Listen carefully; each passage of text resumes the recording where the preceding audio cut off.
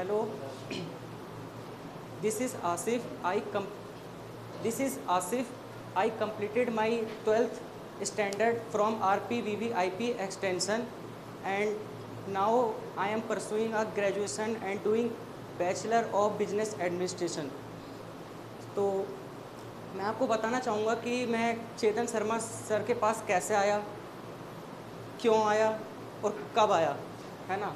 Chetan Sharma sir के पास मैं आया 11th क्लास में। 11th क्लास में मैं एंड दिसंबर में आया, है ना, क्योंकि कोविड चल रहा था। मेरे को कुछ नहीं आता था अकाउंट में। I don't know what is debit, what is credit. मैं चेतन शर्मा के पास आया। चेतन शर्मा क्लासेस से पहले मैं एक और क्लासेस पे गया था। सुबह दूसरी क्लास पे गया, शाम को सर के पास आया। मैंने वहाँ भी ली, शाम को सर के पास गया। तो मैं इनके घर पे गया। सर ने सबसे पहले चैप्टर मेरे को पढ़ाया ट्रायल बैलेंस, है ना। सर ने इतना अच्छे से पढ़ाया कि आज तक मेरे को याद है ट्रायल बैलेंस, और दोबारा मुझे रिवीजन की ज़रूरत भी नहीं पड़ती उस चैप्टर की। तो सर की पढ़ाने का स्टाइल देख के मैंने वो वाला ट्यूशन को स्किप कर दिया और सर के पास ज्वाइन कर लिया। दिसंबर, जनवरी, फरवरी 3 महीने के अंदर मेरा रिज़ल्ट 11th में 85 मार्क्स मिले मेरे को। मतलब कि कुछ भी नहीं आता था मेरे को, ना डेबिट पता था, ना क्रेडिट पता था, कोई सी एंट्री नहीं पता था। सर ने 3 महीने में इतना कर दिया कि 85 आ गए, है ना। 85 करने के बाद तो मेरे को लगने लगा कि ठीक है, कर लेंगे, कुछ मेहनत सर कर रहे हैं, कुछ हम कर लेंगे, आ जाएगा। उसके बाद 11th हुई स्टार्ट। 11th में 12th हुई स्टार्ट। उसके बाद 12th हुई स्टार्ट। 12th में कोविड चल रहा था, हम सर के घर पे पढ़े। पहली बात, सर के पास ट्यूशन पढ़ के ना मेरे को ऐसा कभी लगा ही नहीं कि मैं ट्यूशन जा रहा हूँ, क्योंकि ट्यूशन जब जाते हैं ना, कोचिंग जाते हैं हम, बड़े फॉर्मल तरीके से सब चीज़ होता है। सर आ रहे हैं, हम सब गुड मॉर्निंग कर रहे हैं, गुड आफ्टरनून कर रहे हैं। क्वेश्चन पूछने में भी डरते हैं, है ना, कि सर कुछ कह ना दें। पर सर के साथ मेरे को कभी ऐसा लगा ही नहीं। सर के साथ ऐसा है जैसे कि एज ए फ्रेंड, ऐसी वाली फीलिंग आई हमेशा मेरे को 12th में। सर ने हमेशा खड़े रहे साथ में, कभी मतलब हमें कभी ऐसा नहीं बोला कि 3 से 4 क्लासेस तो 3 से 4 होगी। हमसे हमेशा कहा आपको जब टाइम मिले, जब फुर्सत हो मेरे पास आ जाना। मैं सर के पास घर पे बैठ के पढ़ा हूँ। हाँ, ये बात भी है।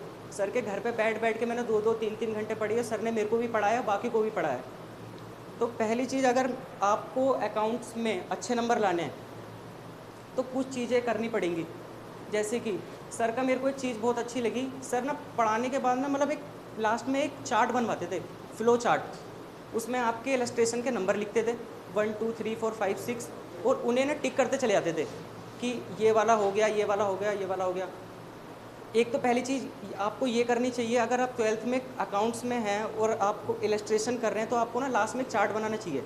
और चार्ट बनाने के बाद ना, जैसे कि मान लो हर इलस्ट्रेशन में कुछ इंपॉर्टेंट क्वेश्चन होते हैं, है ना, इंपॉर्टेंट होते हैं, तो आप उन पे इंपॉर्टेंट लिख दें या डबल स्टार बना दें, जिससे कि पेपर में जब आएगा ना, जब पेपर आएगा तो आपके पास वो चार्ट होगा, आपके पास लिखा होगा कि कौन सा क्वेश्चन इंपॉर्टेंट है। जैसे कि आपने 6 चार्ट का बेनिफिट क्या है? इस चार्ट का बेनिफिट ये है, जैसे कि मान लें एक चैप्टर में ना 40 से 50 इलस्ट्रेशन होते हैं, पेपर में आ गए, पेपर आपके आने वाले हैं 3 दिन बाद, आप बुक लेके बैठे, आपको नहीं पता कि कौन सा इंपॉर्टेंट है, कौन सा इंपॉर्टेंट नहीं है, आप सारे पढ़ने स्टार्ट कर दिया, ठीक है, बेस आपका क्लियर है, लास्ट तक आ गए, आता तो होगा ही, आपको पता नहीं है कि कौन सा इंपॉर्टेंट है, आपको इस टाइम क्या पढ़ना चाहिए।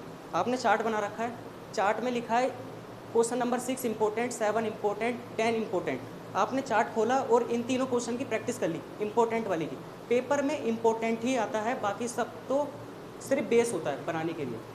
इससे ये फ़ायदा होता है चार्ट बनाने का। पहला, आपको पेपर के बाद ना बनाया चीज़ें मिल जाती हैं कि इस एक चैप्टर में से कम 10 क्वेश्चन इंपॉर्टेंट है, आप ये करके चले गए तब भी पास हो जाएंगे, पास के अच्छे नंबर ले आएंगे।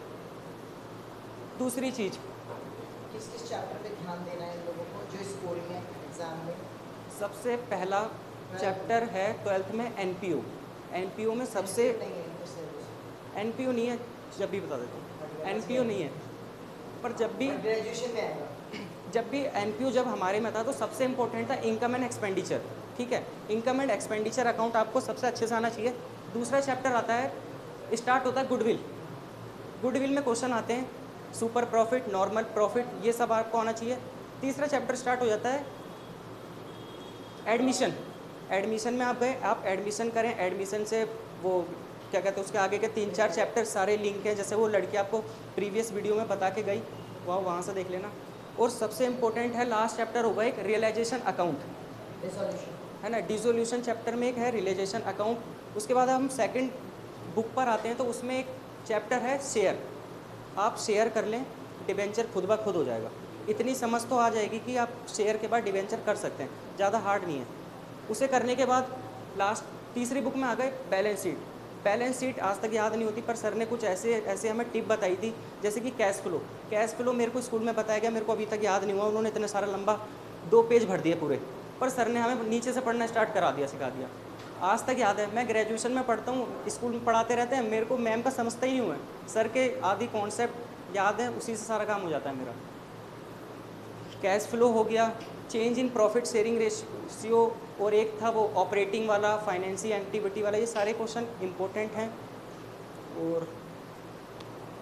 और आपसे मैं ये कहना चाहूँगा कि पेपरों के लास्ट तक ना, आप जैसे कि मई से स्टार्ट करते हैं, तो ज़्यादा से ज़्यादा जनवरी दिसंबर तक सिलेबस कंप्लीट पूरा कर सकें, जिससे कि 2 महीने ना सिर्फ सैम्पल पेपर सॉल्व करें। सर सैम्पल पेपर भी देते हैं, हमने 15-15, 20-20 सैम्पल पेपर सर के उससे सॉल्व करें, और जिसकी वजह से नंबर इतनी वो आई 95, 96 अगर लाने तो सैम्पल पेपर करना पड़ेगा। क्योंकि आप अगर सोच रहे हैं कि हम पढ़ते जाएं करेंगे नहीं, तो पता नहीं चलेगा लास्ट में। हमें ये कैसे पता चलेगा?